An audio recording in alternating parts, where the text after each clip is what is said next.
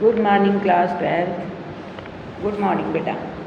देखिए, आज हम आपको पढ़ाते हैं ऐसे निबंध, जिसको हम लोग निबंध कहते हैं। निबंध में कुछ सामाजिक निबंध होते हैं, कुछ राजनैतिक होते हैं, है ना, और कुछ राष्ट्रीय मतलब राष्ट्रीय निबंध होते हैं, है ना। तो इस तरीके से अलग अलग प्रकार के निबंध होते हैं।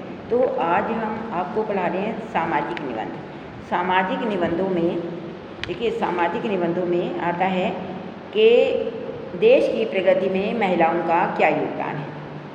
देश की प्रगति में महिलाओं का योगदान क्या है।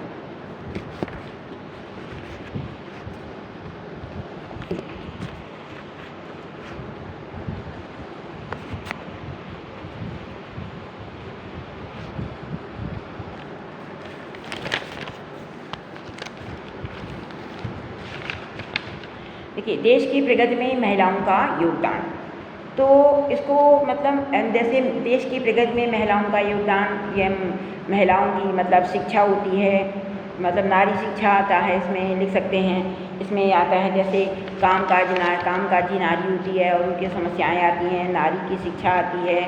और लिखते हैं क्या नहीं कर सकती नारी, मतलब देश की प्रगति में महिलाओं का योगदान है। तो कहते हैं क्या नहीं कर सकती नारी, नारी तो सब कुछ कर सकती है। आज के ज़माने में नारी जो है सब कुछ कर सकती है।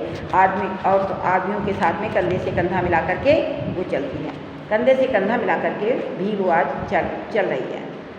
तो कहते हैं भारत में नारी को हम लोग मानते थे देवी, श्रद्धा, मतलब श्रद्धा के रूप में मानते हैं। अबला जैसे संबोधनों से संबोधित करने की परंपरा जो है बहुत ही समय से पुरानी चली आ रही है। इस तरह के जो संबोधन होते हैं, हमने एक और उसको पूजा की वस्तु बना दी, मतलब जो नारी होती है, नारी को पूजा की वस्तु बना दी, और दूसरी ओर उसे अबला के रूप में क्या बना दिया, उसे भोग्या और उसे चल संपत्ति बना दी, भोग्या और उसकी चल संपत्ति बना दी गई। नारी का एक रूप शक्ति का भी होता है। हम ये भूल जाते हैं कि नारी मात्र सत्ता का नाम है, नारी मात्र सत्ता का नाम है, जो कि हमें जन्म देती है, हमें पालती है, मतलब जो हमें जन्म देती है, हमारा पालन पोषण करती है और साथ में हमें इससे योग्य बनाती है। तो नारी जो होता है, नारी को हम लोग एक और पूजा की वस्तु बना देते हैं, दूसरी ओर उसे भोग्या और चल संपत्ति बना देते हैं। कहते हैं कि माना जाता है कि जहाँ पर हमारे संसार में जहाँ पर नारियों की पूजा होती है, माना जाता है, शास्त्रों में भी लिखा है कि जहाँ पर नारियों की पूजा होती है वहीं पर देवता निवास करते हैं, वहीं पर देवता निवास करते हैं। कहते हैं यत्र नार्यस्तु पूज्यन्ते रमन्ते तत्र देवता, यत्र नार्यस्तु पूज्यन्ते रमन्ते तत्र देवता, वहीं पर जहाँ पर नारियों की पूजा होती है वहीं पर देवता निवास करते हैं। तो कहते हैं व्यक्ति को जन्म दे करके उसे अपने पाँव पर खड़ा करना, उसे अपने पैरों पर खड़ा करना, मतलब उसको आत्मनिर्भर बनाना राष्ट्र के निर्माण का बहुत ही महत्वपूर्ण कार्य होता है। यह कार्य नारी का माता का रूप ही कर सकता है।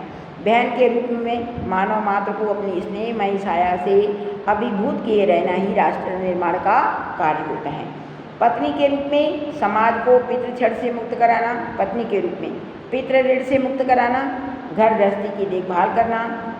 घर और गृहस्थी की देखभाल करना, समाज और राष्ट्र के निर्माण करने वाले दूसरे कार्यों से ये कम महत्वपूर्ण नहीं है। फिर आज की नारी पुरुष की भांति सक्षम होकर के जीवन के हर क्षेत्र में अपनी प्रतिभा का, अपनी कुशलता का वो बराबर परिचय दे रही है। वह हिमालय की ऊंची चोटियों पर भी चढ़ रही है, मतलब आरोहण कर रही है, और चंद्रमा जैसे ग्रहों पर भी उसने अपना सिक्का वहाँ पर जाकर भी जमा लिया है। तो उपग्रहों के माध्यम से अंतरिक्ष की यात्रा के लिए, मतलब मानव के विकास के लिए वो अनेक संसाधनों की खोज कर रही है। संसाधन मतलब अनेक प्रकार के साधनों की खोज में लगी हुई है, विभिन्न प्रकार की खोजों पे ध्यान दे रही है। आज विश्व के हर कोने में नारी के सुदृढ़ पदों की छाप है सुनाई दे रही है। यही तो उसका राष्ट्र के निर्माण में योगदान है। भारत के निर्माण में नारी शक्ति का भारत के निर्माण में नारी शक्ति की एक महत्वपूर्ण भूमिका रही है। आज जीवन के सभी क्षेत्रों में नारी ने अपना स्थान बना लिया है। शिक्षा के क्षेत्र में सभी परीक्षाओं में लड़कियां अधिक आगे आती हैं और पढ़ने लिखने में भी लड़कियां जो होती हैं आज सबसे आगे हैं। और जैसे होता है आज IAS की परीक्षा, IIT की, चिकित्सा की और प्रबंधन, सभी क्षेत्रों में नारी जो है पुरुष से हमेशा आगे चल रही है। इंदिरा नूरी ने व्यवसाय और प्रबंधन के क्षेत्र में ही अपनी पहचान बनाई। आज भारत के सबसे तेज बैंक ICICI और ECO श्रीमती कॉम्पोजर हैं। राजनीति में सोनिया गांधी देश की सबसे सशक्त महिला है ना। कहते हैं सुषमा स्वराज ने देश के लिए बहुत काम किया, आज वो हमारे बीच में नहीं हैं, लेकिन उन्होंने विदेश मंत्री थी, उन्होंने बहुत ही अच्छा काम किया। और कहते हैं आज मायावती, उमा भारती और सुषमा स्वराज तो हैं, राजनेताओं ने के योगदान को कभी भी लोग भुला नहीं सकते हैं। अभिनय के क्षेत्र में भी ऐश्वर्या राय के योगदान को कोई भुला नहीं पाता है। अभिनय के क्षेत्र में ऐश्वर्या राय थी, जया बच्चन हैं और माधुरी दीक्षित हैं। मतलब इस प्रकार की जो अभिनय के क्षेत्र में जिन्होंने काम किया उनको कोई भूल नहीं सकता है। और कहते हैं गायन के क्षेत्र में लता मंगेशकर, गायन के क्षेत्र में सबसे मेन आती हैं लता मंगेशकर, गायकों में मोहम्मद रफ़ी और खेलों में सानिया मिर्जा, समाज प्रशासन में किरण बेदी प्रगति के मानदंड बन चुके हैं। ये प्रगति मतलब दिन पर दिन ये देश को आगे ले जाने में बहुत सहायक है। तो शिक्षा, चिकित्सा, स्वास्थ्य और फैशन की बात करें, यदि हम बात करते हैं तो नारी ही भारत की प्रगति की सूत्रधार है। स्कूली शिक्षा का सारा ढांचा शिक्षिकाओं के कंधों पर खड़ा है। जो टीचर्स काम करते हैं उनके कंधे पर है। वस्त्र परिधान और फैशन की दुनिया में आज जो प्रगति हुई है वह नारी के योगदान के बिना संभव नहीं थी। यह एक प्राकृतिक तथ्य है कि नारी कोमल कांत होने के साथ साथ नारी का शरीर जो होता है कहते हैं कोमल होता है, उसके विचार भी बहुत कोमल होते हैं, मृदु स्वभाव की होती है। सब कुछ होने के बावजूद भी वो अधिक कर्मठ और सहनशील होती है। इसमें धैर्य सबसे अधिक होता है। इसलिए राष्ट्र के निर्माण के कार्यों में वह पुरुषों की अपेक्षा अधिक सहायक सिद्ध होने में वो समर्थ होती है। तो कहते हैं आज आवश्यकता इस बात की है कि नारी शिक्षा का हमें अधिकाधिक विकास करना चाहिए, अपनी क्षमताओं को विकसित किया जाए। ऐसा होने पर वह राष्ट्र के निर्माण में पुरुषों से भी अधिक सहायक सिद्ध हो सकती है। तो कहते हैं क्या नहीं कर सकती नारी, यदि इंसान ये आ जाता है लिखे कि नारी के देश की प्रगति में महिलाओं का क्या योगदान है, देश की प्रगति में महिलाओं का योगदान क्या नहीं कर सकती नारी। तो जैसे ये हो जाता है और उसके बाद में आता है नारी शिक्षा। तो नारी की शिक्षा सारे टाइटल एक ही हैं, आप उसको किसी तरीके से भी लिख सकते हैं। क्या नहीं कर सकती नारी, आप बस हमने बता दिया क्या नहीं कर सकती। नारी आज सब कुछ कर सकती है, नारी आज अबला नहीं है, नारी आज सबला है ना। और नारी राष्ट्र के निर्माण में योगदान देती है। कैसे? बच्चों को पालती है, उन्हें पढ़ाती है, उनका पालन पोषण करती है और उन्हें राष्ट्र के निर्माण के लिए उन्हें तैयार भी कर देती है, धैर्यशील भी होती है। तो फिर भी कहते हैं कि एक समय ऐसा था जब हमारा जो भारतवर्ष था, जैसे हम लोग लिखते से मान लीजिए टाइटल में आ जाता है नारी की शिक्षा, तो मान लीजिए नारी की शिक्षा पे आपको लिखना है तो आप कैसे लिखेंगे? तो आप लिखेंगे एक समय था जब कि भारतवर्ष जगत गुरु कहलाया करता था। विश्व के कोने कोने से विद्यार्थी जो थे यहाँ के विश्वविद्यालयों में शिक्षा ग्रहण करने आते थे, जैसे प्रयाग विश्वविद्यालय, काशी विश्वविद्यालय आते थे। परंतु परिस्थितियों के चक्रवात में भारत ऐसा फंस गया, आज यहाँ अशिक्षा और अज्ञान का ही साम्राज्य चारों तरफ फैला हुआ है। विश्व के निरक्षरों का एक बहुत बड़ा प्रतिशत भारत में विद्यमान है। यहाँ की नारियों की स्थिति जो है बहुत ही दयनीय है। अगर कहते हैं कि यहाँ की नारियों की स्थिति बहुत दयनीय है, उन्हें अक्षर ज्ञान, स्कूली शिक्षा, तकनीकी शिक्षा आदि में वे बहुत ही पिछड़ी हुई हैं।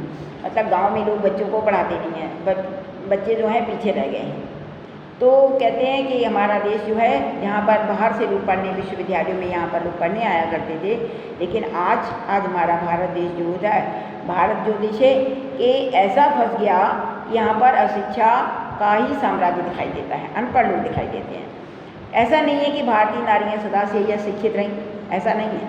प्राचीन काल में स्त्रियों को भी पुरुषों के समान शिक्षा का समान अधिकार था। अनुसुईया, गार्गी, लीलावती आदि विदुषियों ने अपने ज्ञान से समाज को प्रभावित किया था। आचार्य मंडन मिश्र की पत्नी जगतगुरु शंकराचार्य से शास्त्रार्थ करके स्त्रियों के उन्होंने गौरव को बढ़ाया था। परंतु कहते हैं दुर्भाग्य हमारा कि दुर्भाग्य से भारतवर्ष को शताब्दियों तक आक्रमणकारियों के युद्ध झेलने पड़े। अपने अस्तित्व के लिए जूझते हुए हमारे देश का शैक्षिक विकास रुक गया, मतलब आर्थिक विकास नहीं हो पाया। मतलब उधर से आक्रमणकारियों से जूझते रहे और हमारा शैक्षिक विकास जो था रुक गया। भारतीय नारी को अपनी लाज बचाने के लिए घर की दहलीज में सीमित रहना पड़ा। परिणाम स्वरूप अशिक्षा और घूंघट उनकी व्यवस्था बन गया। बाहर जा नहीं सकती थी, है ना, बाहर जा नहीं सकती थी और मुसलमानों का साम्राज्य था चारों तरफ, अशिक्षा फैली हुई थी। तो उनको क्या हो गया, उनको बाहर निकलने का कोई भी अवसर प्राप्त ना हुआ, वे अंदर ही अंदर रह गई और उनको घूंघट में ही रहना पड़ गया। तो बात यह है कि युगों तक विद्यालयी शिक्षा के वंचित रहने पर भी भारतीय नारी, तो उल्लेखनीय बात यह है कि विश्वविद्यालय शिक्षा से वंचित रहने पर भी भारतीय नारी ने पुरुष समाज को सुसंस्कृत करने का बीड़ा उठाया। शिवाजी को महान बनाने वाली कौन थी? जीजाबाई थी। राम बोला को तुलसीदास बनाने वाली रत्नावली थी। मतलब रत्नावली ने जब तुलसीदास जी अपने ससुराल पहुँचे थे तो उन्होंने रत्नावली ने उनको डांट करके वहाँ से भगा दिया था। तो उनको शिक्षित बनाने वाली कौन थी? उनको भी शिक्षित बनाने वाली थी रत्नावली थी। और राम बोला मतलब तुलसीदास जी का ही नाम था राम बोला। और शिवाजी को जिसने महान बनाया वो थी जीजाबाई थी। और सैकड़ों वर्षों के युद्धों की काली छाया में अपने धर्म और संस्कृति को बचाए रखने वाली भारतीय नारियां ही थी, जो इन्होंने भारतीय संस्कृति को युगों तक बचाए रखा। ठीक, कहते हैं नारी और पुरुष जो हैं ये समाज के मतलब दो पहलू हैं। समाज के मतलब दो पहलू हैं, मतलब एक ही रथ के ये दो पहिए हैं। यदि उनमें से एक पहिया यदि बेकार हो जाए तो गाड़ी आगे बढ़ती नहीं है, आगे नहीं चलती है। तो कहते हैं दोनों का समान रूप से शिक्षित होना जो होता है अनिवार्य होता है। समाज के कुछ पुरातन पंथी लोग हैं, जो पुराने विचारों के जो लोग हैं, वो स्त्री शिक्षा के विरोधी होते हैं। वे स्त्री को पराया धन मानते हैं, पाँव की जूती मानते हैं। पाँव की जूती मान करके क्या करते हैं, पुरुषों के समकक्ष नहीं आने देना चाहते। वो कहते हैं कि ये ज़्यादा पढ़ लिख जाएगी तो ये परेशान करेगी, बाहर जाएगी, लोगों के साथ बैठेगी। तो मतलब उनके इतने गलत विचार हैं, इतनी गलत विचारधाराएँ हैं कि वे उनको साथ में मतलब समकक्ष बैठने नहीं देना चाहते हैं। वे ये इस बात को भूल जाते हैं कि मनुष्य जीवन की सबसे मूल्यवान शक्ति जो है कहाँ पर है? नारी के हाथों में है। क्योंकि यदि नारी ना हो तो हमारा देश का विकास ही रुक जाए। तो नारियां ही माँ बन करके नारियां ही माँ बनती हैं, माँ बन करके वे बच्चों को पालती हैं और बच्चों को पाल करके वे उन्हें अच्छे संस्कार देती हैं और अच्छे संस्कारों के द्वारा ही हमारे राष्ट्र का निर्माण होता है। तो शिशु की जो प्रथम माँ होती है, कहते हैं शिशु की जो प्रथम माँ कौन होता है? प्रथम माँ तो होती है गुरु। जिस प्रकार से हम लोग कच्ची मिट्टी से हम लोग बनाते हैं कच्ची मिट्टी को लेकर के हम एक उसके ऊपर घड़ा बनाते हैं, मतलब जैसा घड़ा बनाएंगे वो वैसा ही बनेगा। तो नारी जो है क्या करती है, कच्ची मिट्टी को अपने कल्पित मतलब कल्पना के अनुसार उस सांचे में ढाल देती है। वह उसे देवता भी बना सकती है और उसे वो राक्षस भी बना देती है। वह चाहे देवता बनाए चाहे उसे राक्षस बना दे, वह जो चाहे वो बना दे। तो यदि नारी में विवेक नहीं होगा, पढ़ने लिखने का मतलब बुद्धि नहीं होगी उसकी का, तो उसकी संतानें बुद्धिमान कैसे होंगी, विवेकवान कैसे हो जाएंगी, है ना। अतः कहते हैं सर्वप्रथम नारी को शिक्षित होना चाहिए, संस्कारित होना चाहिए और ज्ञान में समृद्ध बनाना आवश्यक है। ज्ञान की उसमें समृद्धि बनाना बहुत ही आवश्यक है। कहते हैं जो माँ होती है, माँ कच्चे घड़े के, जैसे कच्चा घड़ा होता है वो जिस रूप में चाहे उस रूप में उसे डाल दे कच्चे घड़े को, वैसे ही बच्चा होता है। प्रथम शिशु की पाठशाला कौन सी होती है, घर। तो घर का वातावरण जैसा होगा या माँ उसको जिस प्रकार से ढालेगी वो बच्चा वैसा ही हो जाएगा। और यदि माँ सुसंस्कार नहीं होगी, माँ यदि पढ़ी लिखी नहीं होगी, तो बच्चे में विवेक कहाँ से आएगा, वही उसमें विवेक नहीं है तो बच्चे में विवेक कहाँ से आएगा। तो अतः इसलिए नारी को शिक्षित होना चाहिए, सुसंस्कारित होना चाहिए और ज्ञान से समृद्ध होना चाहिए। अच्छा, स्त्री को अशिक्षित रखकर कोई समाज अपने कल्याण की बात नहीं सोच सकता है, क्योंकि एरिस्टोटल ने लिखा है नारी की उन्नति और अवनति पर ही, अरस्तु है ना, अरस्तु को अरिस्टोटल क्या लिखते हैं, अरस्तु के अनुसार कि नारी की उन्नति और उसकी अवनति पर ही देश की उन्नति या अवनति निर्भर करती है। मतलब हमारे राष्ट्र की उन्नति और अवनति उसी के ऊपर निर्भर करती है। तो कहते हैं कि दार्शनिक जो हैं, बर्नार्ड शॉ का भी कहना है, किसी व्यक्ति का चरित्र कैसा है यह उसकी माता को देख करके साफ बताया जा सकता है, क्योंकि सुशिक्षित नारी समाज में फैले दुराचार, रूढ़िवाद और अनाचार को नष्ट करने में सहायक हो जाती है। क्योंकि कहते हैं जैसा माता का स्वभाव होता है वैसा ही बच्चों का स्वभाव हो जाता है, बच्चे भी वैसे ही हो जाते हैं, जैसे उसको माता बताती है वैसे ही बच्चों का स्वभाव हो जाता है। तो माता को देखकर ही बच्चे के चरित्र का, बच्चे के स्वभाव का अंदाज़ा लगा लिया जाता है। तो क्या है, कहते हैं, लेकिन ये क्वेश्चन उठता है, ये प्रश्न उठता है कि नारी शिक्षा का रूप कैसा होना चाहिए, नारी शिक्षा का रूप क्या हो, क्या नारी और पुरुष की शिक्षा में कोई अंतर होना चाहिए। बोलते हैं हाँ होना चाहिए, नारी और पुरुष की शिक्षा में अंतर होना चाहिए, क्योंकि जब प्रकृति ने उन्हें प्रकृति ने उन्हें भिन्न भिन्न स्वभाव का बताया है। नारी का स्वभाव अलग होता है और पुरुष का स्वभाव जो होता है वो अलग होता है, तो उनकी शिक्षा भी भिन्न भिन्न होनी चाहिए। नारी स्वभाव से कोमल होती है और उसमें समस्त रचनाएँ जो होती हैं, रचनाओं की जो क्षमता होती है वो क्षमताएँ मतलब विद्यमान होती है, उसमें बहुत सी क्षमताएँ जो होती हैं विद्यमान होती हैं। तो कहते हैं कि उनमें नारी में दया, ममता, मधुरिमा, विश्वास, स्वच्छंदता, समर्पण और त्याग की मतलब इनमें प्रवृत्तियाँ, उनकी आदत होती है कि उनमें दया होती है, दया, ममता, विश्वास होता है, स्वच्छंदता होती है, उनमें धैर्य होता है ना। तो ये सब चीज़ें जो होती हैं माता में होती हैं, मतलब स्त्रियों में होती हैं। तो उनकी शिक्षा भी वैसी होनी चाहिए कि उनके अंदर जो शक्तियाँ हैं उनका उत्तरोत्तर विकास हो जाए। एक नारी चिकित्सा, शिक्षा, सेवा, पालन पोषण, सौंदर्य बोध, कला आदि क्षेत्रों में वे महत्वपूर्ण भूमिका निभा सकती हैं। वह चिकित्सक, शिक्षिका, प्रशिक्षक, परिधान विशेषज्ञ आदि के रूप में कुशल सिद्ध हो सकती हैं। मतलब वो चिकित्सक भी बन सकती हैं, मतलब डॉक्टर भी बन सकती हैं, टीचर भी बन सकती हैं और शिक्षक भी बन सकते हैं। परिधान विशेषज्ञ जो आजकल मतलब बुटीक जो चल रहे हैं, लेडीज बुटीक जो चल रहे हैं, तो परिधान विशेषज्ञ मतलब किस समय कौन सी ड्रेस पहननी है उसी के अनुसार ड्रेस बनानी है। तो विशेष स्पेशलिस्ट जो होते हैं कपड़े बनाने के, तो उसके रूप में भी ये कुशल सिद्ध होती हैं। ये कार्य कब होता है, उनकी शक्तियों के और उनकी रुचियों के अनुकूल होता है। ये कार्य उनकी शक्तियों और उनकी रुचियों के अनुकूल होता है। अनुरूप होता है।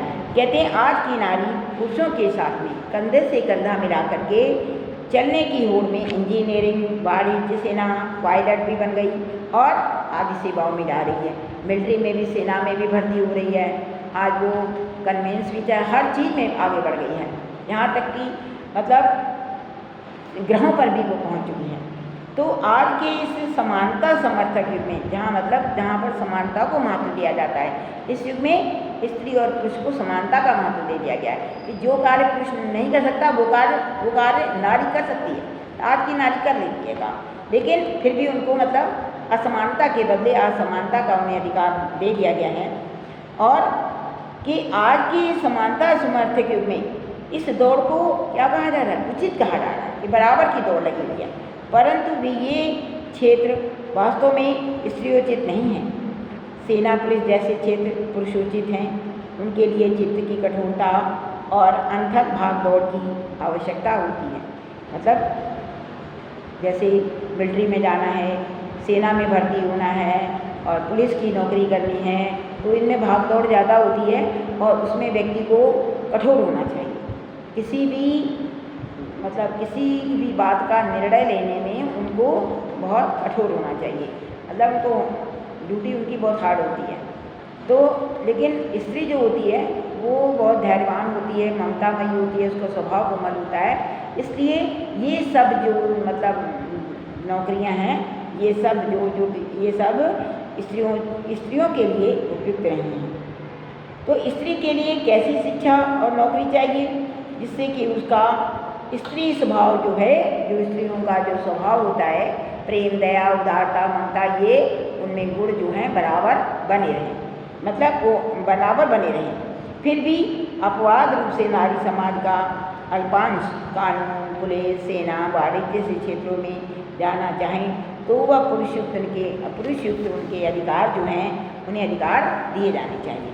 आज देखो स्त्रियाँ क्या नहीं करती हैं, देखिए दुकानें भी चला रही हैं, है ना, वाणिज्य का मतलब व्यापार भी करती हैं, सेना में भी जाती हैं, पुलिस का भी काम करती हैं, सब जगह कन्वेंस भी चला रही हैं, पढ़ा भी रही हैं, घर को भी संभाल रही हैं, दोहरी भूमिका निभा रही हैं कि घर की भी भूमिका निभाती हैं और बाहर की भी भूमिका निभाती हैं।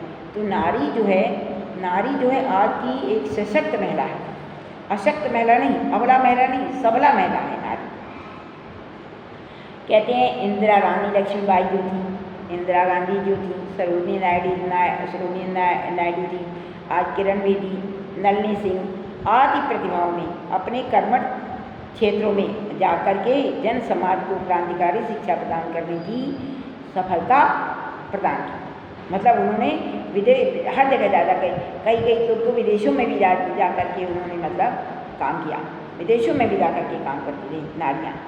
तो कहते हैं भारत में नारी शिक्षा की स्थिति आज भी संतोषजनक नहीं है, किंतु कहते हैं आशाजनक। अब मतलब हम लोग आशा करते हैं कि ये आगे जा कर के स्त्रियों की शिक्षा में सुधार हो जाएगा, स्त्रियों की शिक्षा में सुधार हो जाएगा। सरकार और समाज के प्रयासों से नारी शिक्षा को बहुत प्रोत्साहन दिया जा रहा है कि नारी को पढ़ाओ, नारी को पढ़ाना जो है बहुत ही जरूरी होता है। क्योंकि कहते हैं यदि लड़की पढ़ जाए, यदि एक नारी पढ़ जाती है तो समझ लो 2 परिवारों को पढ़ा सकती है। मतलब यदि एक नारी किसी परिवार में अच्छी आ गई, पढ़ी लिखी आ जाती है, तो क्या करती है, एक परिवार यहाँ का अपनी बेटी का और एक परिवार को, 2 परिवारों का कल्याण कर देती है, 2 परिवारों का कल्याण कर देती है। तो कहते हैं कि लड़कियों ने आज कला के क्षेत्र में, चिकित्सा के क्षेत्र में, विज्ञान, वाणिज्य और प्रशासनिक सेवा सभी क्षेत्रों में लड़कों को आज उनको ज़बरदस्त चुनौती दी गई। लड़कियों की उत्तीर्णता प्रतिशत और गुणवत्ता प्रतिशत लड़कों से अधिक है। इससे उत्साहित होकर के भारत नारी शिक्षा में उत्तरोत्तर प्रगति कर रही है और ये उसका एक शुभ संकेत है। कहते हैं आज देखिएगा रिजल्ट निकलते हैं बच्चों के रिजल्ट आते हैं, मतलब आते हैं तो क्या होता है, लड़कों से ज़्यादा लड़कियां पास होती हैं और लड़कियां जो होती हैं बहुत अच्छे स्थान पर आती हैं, बहुत अच्छा रैंक लाती हैं, पढ़ती हैं और ये आगे दिन पर दिन आगे ही बढ़ती जा रही हैं और आगे जा कर के ये अच्छे अच्छे क्षेत्रों में इन्होंने सफलता भी प्राप्त कर ली। तो नारियां जो हैं आज के समाज में पुरुषों से बहुत आगे हैं, तो उनकी नारी शिक्षा का जो है पूरा प्रबंध किया जाना चाहिए। गांव में जो लोग अनपढ़ हैं, अशिक्षित हैं, गंवार हैं, जो पढ़ाई को, कई लोग होते हैं पढ़ाई को अच्छा नहीं समझते हैं, सोचते हैं लड़कियां बाहर जाएंगी पढ़ेंगी तो हमारा समाज जो है बिगड़ जाएगा। नहीं, समाज नहीं बिगड़ता है।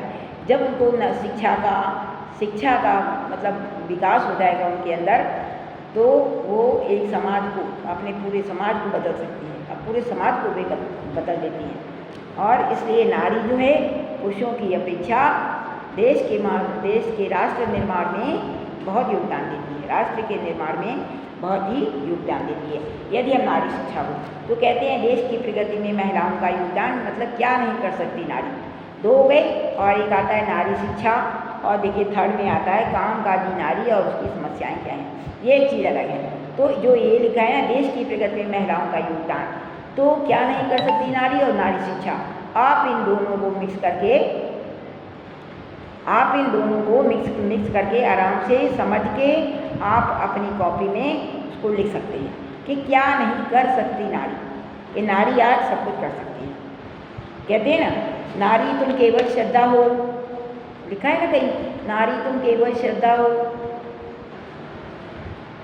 लिखा है, किसने लिखा है? जयशंकर प्रसाद जी ने लिखा है। पीयूष नवतल में पीयूष रूप सी बहा करो जीवन के सुंदर समतल में, नारी तुम केवल श्रद्धा हो, पीयूष रूप से बहा करो जीवन के सुंदर समतल में। तो नारी जो है, नारी जो होती है एक परिवार को नहीं, दो परिवारों का विकास कर सकती है और दोनों परिवारों को लेकर के आगे बढ़ सकती है। तो ऐसे ही करके यदि एक नारी, यदि एक स्त्री अपने दो परिवारों को आगे बढ़ाएगी, तो धीरे धीरे क्या होगा, हमारा जो समाज है, हमारा जो राष्ट्र है, वो आगे बढ़ जाएगा और राष्ट्र के निर्माण में वो योगदान दे सकेगा। तो कहते हैं कि नारी जो होती है, नारी के लिए देखिएगा, जैसे महर्षि दयानंद जी जो थे, महर्षि दयानंद जी थे, गौतम बुद्ध थे, है ना, कबीर हुए, है ना, कबीर हो गए, राजा राम मोहन राय थे। इन नेताओं ने क्या किया था? इन नेताओं ने स्वतंत्रता आंदोलन में भाग लेकर के बहुत बड़ा कार्य किया, और उन्होंने नारी शिक्षा पर भी बल दिया और नारी में इन्होंने आत्मविश्वास भी उत्पन्न किया। इसके परिणाम स्वरूप उसका परिणाम क्या हुआ था कि वे पुरुषों से कंधे से कंधा मिला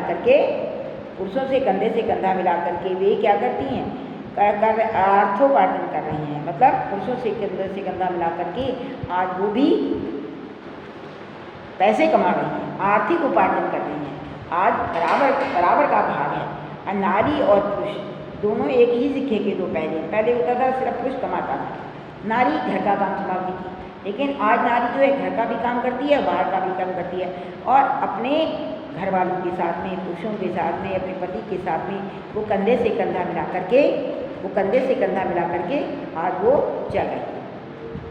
ठीक है, आज वो चल रही है। तो इस प्रकार से देश की प्रगति में महिलाओं का योगदान एक सामाजिक निबंध है। इसको आप